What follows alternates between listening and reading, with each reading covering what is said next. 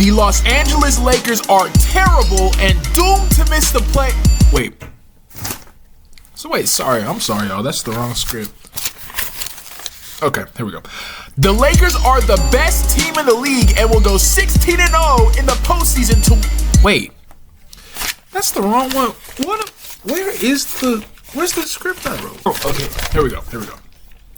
The Lakers are fine. They're good. The Lakers are a good team. I said it in one of the previous videos. I believe 2 through 10 in the West are all kind of on the same tier, and the Lakers are right in the middle of that scrum. If their roster stays as presently constructed, then honestly, the Lakers could get bounced anywhere from the first round to the Western Conference Finals, and I would not be surprised. They had the tools and assets, though, to put themselves a cut above the rest of the competition and put them closer to the level of the team that keeps deboing them, the Denver Nuggets. So sit back, grab a seat, and let's talk about the Los Angeles Lakers. If you guys like this content, like, subscribe, and comment down below. I got a lot of cool things coming down the chamber, and I would love it if you guys were there to see them. Before we get started in our actual analysis, I'd like to give 2 people their props. First, I think we should all just take a second to collectively glaze LeBron to completion. So come on, everybody, bend down, open wide, and say it with me.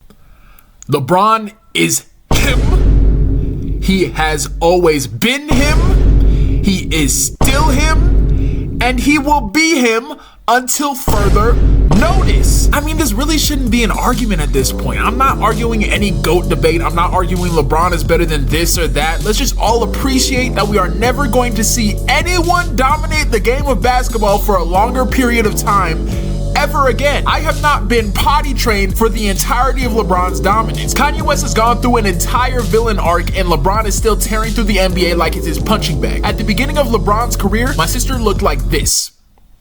She is now in college, and LeBron is still a top 10 player in the league. The second person I would like to give credit to is whoever is the scout for the Lakers' late round draft picks and undrafted free agents. And let me know if this is true or if I just believe this because the media keeps shoving the Lakers down our throats. But I can't think of a team that has hit more on their late draft picks and especially their undrafted free agents. I mean, you got THT, who hasn't looked that good, but most second round draft picks don't play multiple years, let alone reach a second contract. So they still did good on that pick. You got Alex Caruso, an undrafted player who has been one of the best point of attack defenders in the league for what feels like half a decade now and is a solid offensive PG on top of that. You got Max Christie, a second round pick from last year who is looking like the Lakers' only viable 3-and-D player at the moment. And you got Mr. Hi, how you doing? I'm Timothy.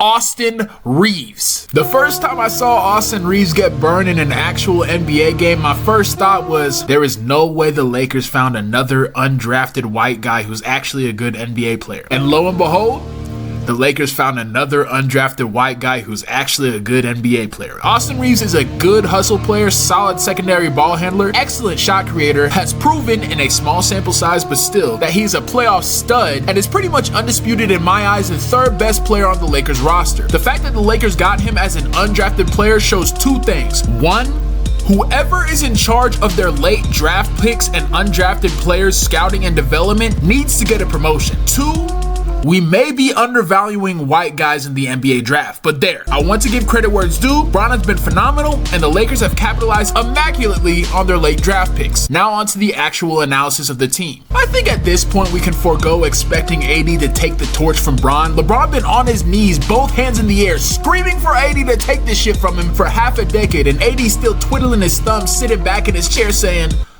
I don't know if I can do it. Look at this 2.5-week stretch from AD. 28 points, 9 points, injured. 18 points, 30 points, 19, 9, 16, 27, 26, 10, 32, 17.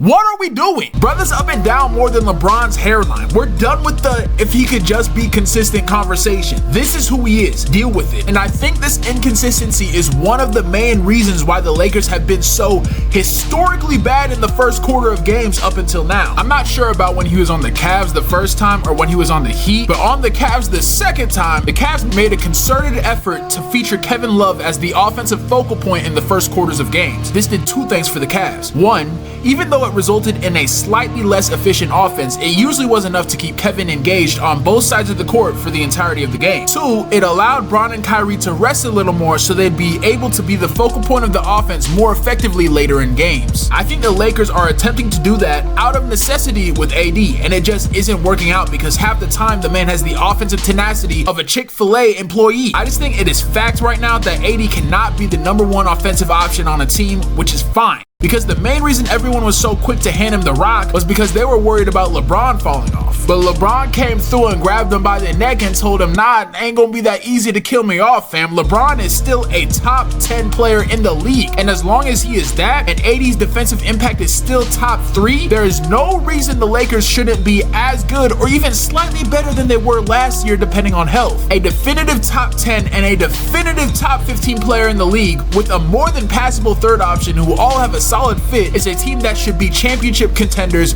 no doubt. I have no problem with Bron as a first option, AD as a second option, and even though he hasn't played up to his standards he set last season, Austin Reaves, even if he doesn't revert back to his former self, and this is just who he is, which I think he will, he is still a solid third option on a contender. Their supporting cast though, I have very little faith in, and that's because they got a lot of good one-way players, but only one solid two-way player. The Lakers are kind of built like the Clippers from the bubble year. I was convinced those Clippers were going to be that year's champions. Kawhi and Paul George as your top 2 players with maybe the best depth in the league and a coach who, at the time, everyone loved, but that Clippers team had 2 major flaws.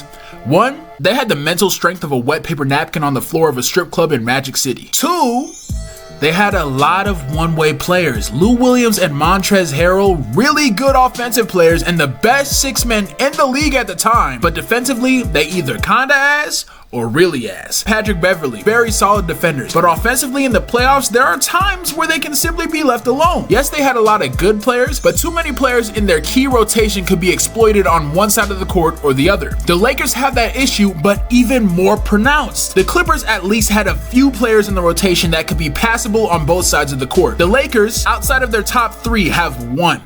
Rui Hachimura. I'll throw in Taurean Prince too because even though I don't think he's a bona fide 3-and-D player, he is at least decent on both sides of the court. Outside of him, you got Cam Reddish, a really good defender and okay shooter in the regular season, but I can already see we in the Western Conference semifinals and the opposing team's defense is guarding him like he got leprosy. I just do not trust unproven, below average 3-point shooters to maintain their percentage in the playoffs, let alone improve. Jared Vanderbilt is probably their best perimeter defender and maybe their most consistent rebounder, but no one is under any delusion that he is an adequate floor spacer. Max Christie, the second-year player who I said may be their only viable 3-and-D player, is currently shooting 40% from the field and 30% from 3. Gabe Vincent, who I will concede is a good offensive player for the sake of argument, even though that is only based off of one good playoff run he had last year, but you've got to be an all-NBA defender if you don't want to be exploited at his size. Steph Curry is a good defender and bigger than him, and he still gets matchup hunted. If I can back you down, then best believe Jokic can. If Christian Wood was a good defender, that man would have at least a $20 million per year contract at this moment. Jackson Hayes. And last but not least, D'Angelo Russell. D'Lo is a weird case because he's a solid offensive player in the regular season, and even though he is a below average on-ball defender, he still has value on that side of the court by being a solid defensive quarterback. But D'Lo has not had one good playoff run in his career, and defensively, when you have both Bron and AD, do you really need a defensive QB? He is very important for the regular season. I think he is the team's best offensive playmaker in the regular season. He is the best chance they have at the moment to lessen LeBron's minutes in the regular season. But best case scenario this year, he has his best playoff run he has ever had, and he is still a defensive liability. There are no other contending teams in the NBA that have this issue, that have this same lack of two-way players. The 3 true cut above the rest contenders I have in the NBA at the moment are the Nuggets, the Celtics, and the Bucks. All of them, the Nuggets and Celtics especially, are overflowing with players that are good on both sides of the court and have very few players, if any, that I would refer to as true blue liabilities on either side. So I just don't know how the Lakers can expect to be on the same level as these teams when they have so many players that are liabilities on one side of the court. And I think the only way they'll be able to reach that level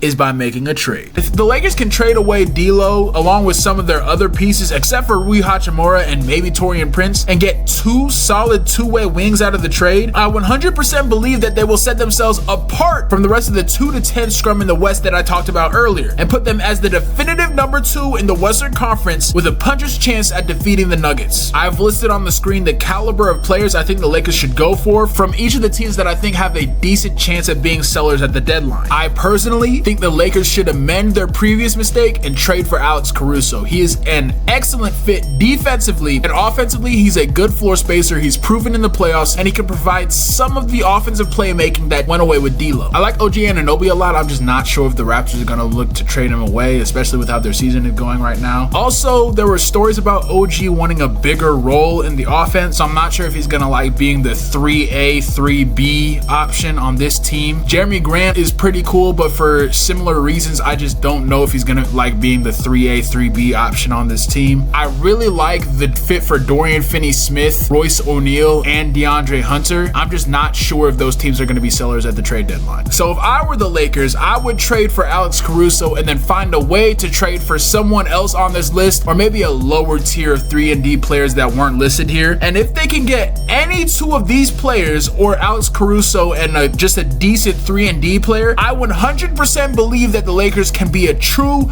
bona fide contender. Without them though, they'll be fine.